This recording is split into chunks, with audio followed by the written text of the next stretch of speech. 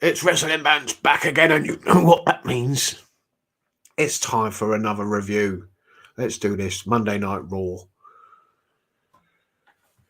So, Kevin Owens, or should we call him Stone Cold Kevin Owens, KO 316 on his way to the ring. I mean, he didn't do us once, did he? He did us twice with that Stone Cold music. Okay, he got me once. First time I knew it was going to be him. Second time, I kind of thought, oh, wait a minute. And he got us. This would have been a good... This would be a good feud if it hadn't just been shoehorned in and there was no reason given to why Kevin Owens doesn't like the state of Texas, why he has a problem with Steve Austin. I'm looking forward to the segment. I'm looking forward to seeing Stone Cold Steve Austin at WrestleMania. And you know Kevin Owens will be able to do something decent with Austin in the ring. And this wasn't the worst segment of the show. This would have been good if they'd have built up to this. They'd have done other things. I don't know. Send Kevin Owens around the state of Texas, just slagging it off, going to different places, big places in Texas. I don't know. You can name a few for me. I'm sure someone can. Places in Texas, like landmark places in Texas, and just ripping the shit out of them. You know? Stuff like that. I don't know. Beating people up from Texas, wrestlers from Texas, on his way to facing Steve Austin. This was actually a decent segment, like I said. It wasn't the worst segment on the show. Kevin Owens dressing up as Steve Austin with the bald head, trying to catch the beers was funny. Stunning the ring hand guy was okay, but they could do more with this. They could make it better than it actually is at the moment. It's not terrible, but it's not great. Austin deserves a lot better. So does Kevin Owens, in fact. I think the creative team have dropped the ball on this one, like they have for so much so far in the lead up to WrestleMania. This was okay. Like I said, wasn't the worst thing on the show. I think Kevin Owens made it better than it could have been. It had any right to be, really. He's great on the mic. He's entertaining, and he did a good job with the shit they gave him. This chicken shit. He made decent, half decent chicken salad out of it. Let's just say that. First match of the night, we've got Mysterio tag team again. It's every week, man. We're just put through these brutal tag team matches with Dominik and his dad. It's just, I was a fan of Mysterio years ago. I'm talking about ECW, WCW, a little bit when he came to the WWE, but after that, kind of like lost like interest in him, and now I have no interest whatsoever. They've done it out to death, these sort of angles where he loses his mask. Miz takes it off of him after the match. The match itself, was okay. You're going to get a decent match from Ziggler and Roode. They're like two of the best workers on Raw, and they get nothing. I'm glad Ziggler's on NXT, I suppose, and helping like the younger talent, but at least they're doing something with him there, and they've made him champion. That makes sense. But yeah, they deserve better on this show. They're far better than the two they're wrestling. Anyway, this match started. Miz was ringside, of course, commentating. He's going to get involved at some point, and he does towards the end.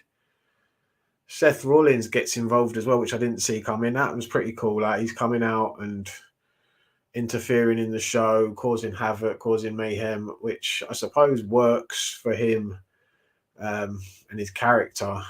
It's a bit erratic at the moment. The laugh I can live without at the moment, but it works for him, I suppose. The one thing I'm not enjoying is him, and they've done it before, wrestlers where they don't have a match for WrestleMania, chasing that WrestleMania moment.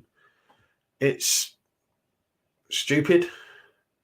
You wouldn't see it. Do you remember the days when back at WrestleMania, before WrestleMania 13, when Austin didn't have a match and he was looking for his WrestleMania moment, and he went and challenged Bret Hart for a WrestleMania. He goes, let's go make a WrestleMania moment. Do you remember WrestleMania 3 when Savage and Steamboat made a WrestleMania moment?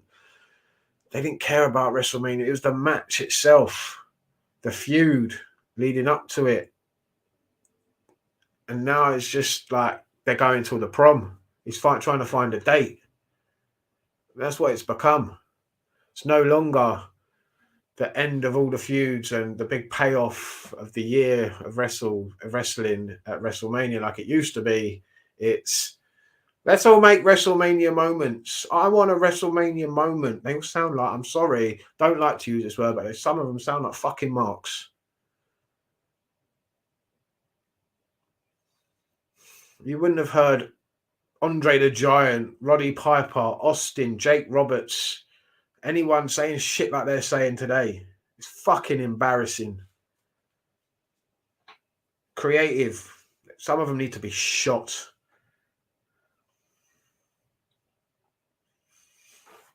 So Seth interrupts the match. The match just stops out of nowhere. Talk about embarrassing. And then they restart the match. Dominik gets the win on Bobby Roode. What the fuck? Why is Bobby Roode laying down for that fucking little shit? Fucking only there because his dad's a wrestler. I mean, fucking hell, man. What a way to job out Bobby Roode. One of the most talented guys on your roster, and you're doing that to him. Fucking embarrassing.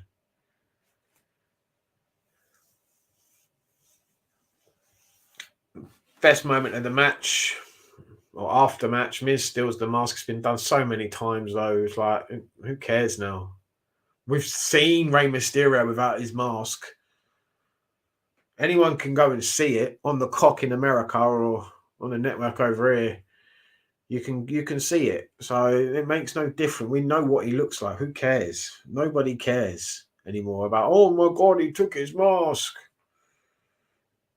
I suppose it's a bit of heat for Miz, but the way he reacts is just so cringy. It's just bad to watch. He is like a Primark Poundland version of MJF. I'm sorry, he is. B-Tech MJF. Wannabe MJF. Rip-off of MJF.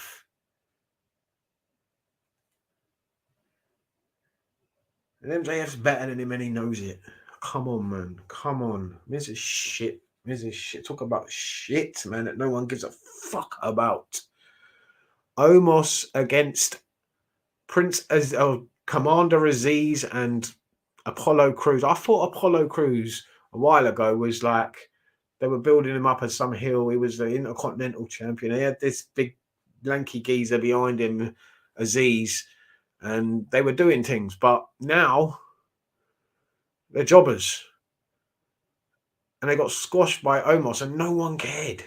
No one cares. Omos just proves that he's green, can't pin a guy, couldn't get Aziz's shoulders down properly. That was completely bad. That was awful to watch. And what was worse was the promo he cut afterwards. What the fuck did he say?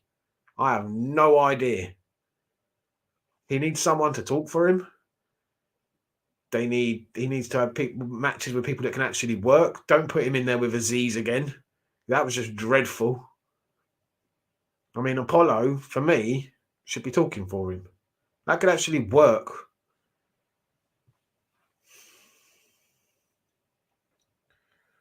It's just dreadful to watch. Why is it on my TV screen? It's just embarrassing.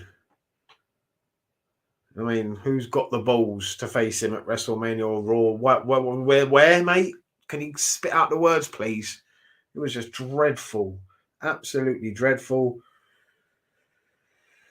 And then we got AJ in the ring after he'd been attacked. Finally, we get AJ's back. The big return of AJ Styles. And then he gets interrupted by Seth Rollins. And we know where this is going. It was the same shit they did last week with Kevin Owens and Seth Rollins. We're having AJ and Seth Rollins. It's exactly the same sort of thing. He's trying to steal his date to WrestleMania, the prom of all proms. It's going to be stupendous because AJ's going with Edge. hand in hand, walking down there on the red carpet, all the way to the prom that is WrestleMania. No, you can't steal my date. No, he's mine. I'm taking him to WrestleMania, and we're going to have a WrestleMania moment. Who writes this shit? It's dreadful. Absolutely bloody dreadful. And we know what's happening. AJ's winning this match. We know Seth Rollins ain't winning it. We know what they're doing here. It's just predictable and a waste of time where you could be building feuds that actually matter and mean something for this show. Instead, you're just dicking around with this. Making everyone on the show look absolutely ridiculous. Making us feel ridiculous for sitting there and watching it. Carmella and Zelina have a fight backstage. Nobody cares. What are we meant to care? Why are we meant to care? We don't. Why are they? Who cares that they're champions? Nobody. Who have they beaten? Nobody. What the fuck is Shayna Baszler wearing? She looked like she fell into some hazard tape and just got back up and went into the ring. Her outfit looks shit.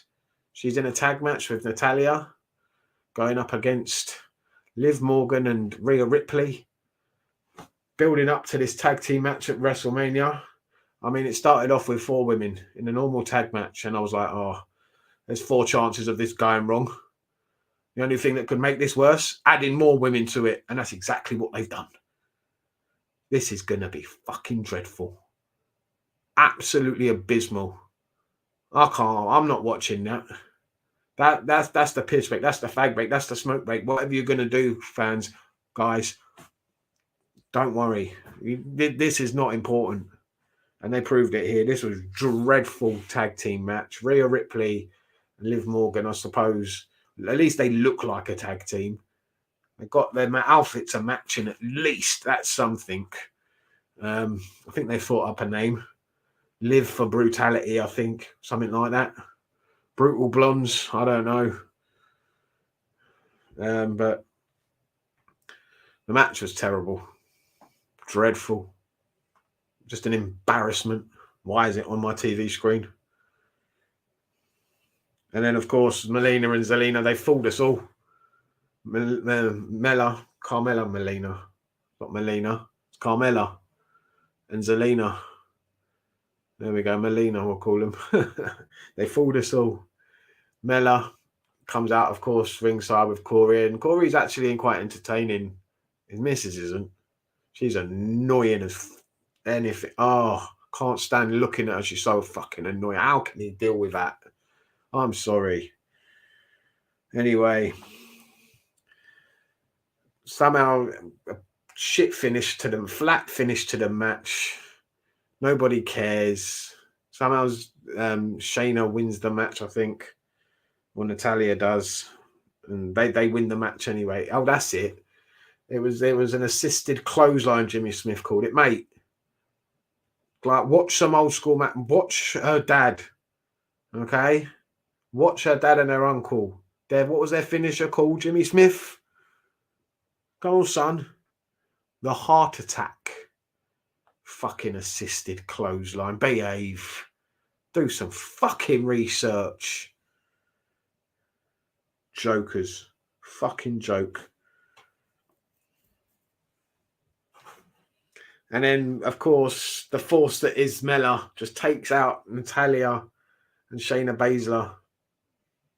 I mean, yeah, of course you can. That's believable. Jesus Christ. This match was awful. This whole segment was awful. I'm not looking forward to this match at WrestleMania, and I ain't going to watch it. Not if this is anything to go by. Why would I? Why would I put myself through that fucking misery? So, Bianca Belair. Let's get to that bit, shall we? She is injured, supposedly. Supposedly. It's obviously at work. Come on, guys. She is. Look. Right. A fractured hyoid bone. Unlike other bones, the hyoid is only distinctly articulated to other bones. by muscles or ligaments. It is the only bone in the human body that is not connected to any other bone in the human body. It's not connected to any, there's no other bone anywhere near it. The hyoid is anchored by muscles from the anterior, posterior, and inferior direction and aids in tongue movement and swallowing. So she can't move her tongue at the moment. She can't swallow. She's serious shit at the moment. This is a fractured hyoid bone she's got, Bianca Belair, according to the WWE. The hyoid bone provides attachment to muscles of the floor and the mouth and the tongue above, and the larynx below, and the epiglottis and pharynx behind. So she can't, like, basically, she's fucked, according to the WWE. God, do me a favour. The hyoid bone fracture is a very rare fracture. Of the hyoid bone, accounting for 0.002 of all fractures in humans. My God. So it's pretty impossible. Like, it is very rare to happen to somebody. All the fractures you can have, like, this is like the rarest. So the one they've chosen is one like, it never happens. You fucking idiots. They've just gone and found one, and it like, yeah, this is what's happened to her. It is commonly associated with strangulation. And rarely occurs in isolation. The fracture may be associated with gunshot injury, car accidents, or induced vomiting. In 50% of strangulations and 27% of hangings, hyoid fractures occur. Well, there you go, ladies and gentlemen. Complete work, complete bullshit. Come up with something better. We'll be seeing Bianca Belair at WrestleMania because they ain't doing anything else. They ain't shoehorning anyone else in it at the last minute, are they? Who else could come in at the last minute? Bailey? Ding dong, do me a favour. So Lynch is in the ring and she's cutting a promo. And it's just long-winded and boring. She's talking about how she's power and glory. What, Paul Roma and Hercules Hernandez? You remember them ones? Is that who she's masking at, putting herself on now? Is that who she's going after? Is that who she's making herself after? I mean, she's done everybody else. She's like cosplayed a load of other people. Why not power and glory? Or sour and gory? I mean, this was shit. Shit promo. Not looking forward to the match. Why didn't she just cut her hair off? That's what I want to see. That's all I want to see now. Just cut the fucking lock off and let's be done with it. Finn Balor versus Theory. Pat McAfee, man, just saved this. It was all about Pat McAfee. Just forget Finn Balor's the United States champion. Forget he's got anything to do at WrestleMania. Forget that Austin Theory is talented. Let's just concentrate on Pat McAfee and how fucking hilarious he was. This was hilarious. He is just like brilliant. Absolutely brilliant. Oh, suck it, suck it, suck it, suck it, suck it, suck it, suck it. The interference, the two sweets with Finn Balor. This was brilliant. The highlight of the show. Pat McAfee saves the day. 3 hours of Raw. And Pat McAfee was our highlight. Thank you very much, Pat. What is going on here? It takes him to save this show. To give us something entertaining and interesting to watch. He was brilliant on commentary. He was fantastic when he was getting involved and distracting Austin Theory. And I loved his energy at the end when Balor won. It was the best part of the show. And probably going to be one of the highlights of WrestleMania is Pat McAfee. Can't wait to see what he's going to do at WrestleMania. It's going to be very interesting. Austin Theory is very talented and it will be a decent match, I believe. And it will probably be one of the better moments of WrestleMania. No doubt. No doubt. So after RK Bro won the tag team titles in a triple threat match, a triple threat tag team match, we're getting another triple threat tag team match at WrestleMania. Minus Kevin Owens and Seth Rollins, throwing in the Street Profits. There's just nothing to this. Nobody cares. Nobody's interested. And you know, like, Gabe was actually quite entertaining. I don't mind Otis as his second. Street Profits they've done nothing with. Like, they're just floundering and they just shoehorned them in. Just any team could be in their position. Randy Orton and Riddle, I thought they were going to have them split and have a singles match at WrestleMania, but they've obviously stuck with this team because people like them. They're entertaining and they're obviously selling merch. So, see where it goes. It's just so cringy. Randy Orton trying to have fun and smile, and Riddle, just a goof. Just a complete fuck goof. I mean, he is a legitimate fighter. Can kick people's ass. He was in UFC for fuck's sake, and he's just a dopey stoner. It just makes no sense.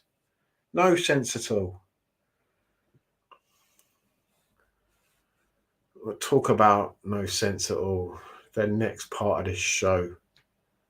The next part of this show was just unforgivable, embarrassing from start to finish. Like we had the fight backstage, it just shows none of these people have actually been in a real fight in their fucking lives. We had Dana Brooke, Reggie, Tozawa, and Tamina learn to fucking fight, throw a fucking punch. It looked like shit.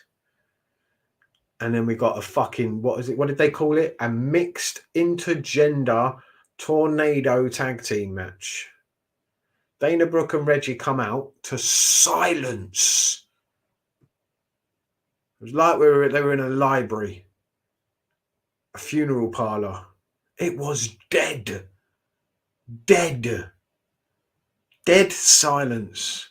And if that's not going to tell you nobody gives a fuck about these people, why are they on your TV show? Why am I seeing them on my screen? Because nobody cares about them. Nobody cares about this segment. Nobody wants to see it.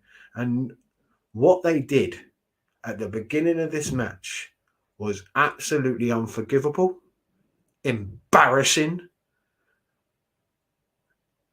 And whoever came up with it and the people who did it, I'm never going to watch again.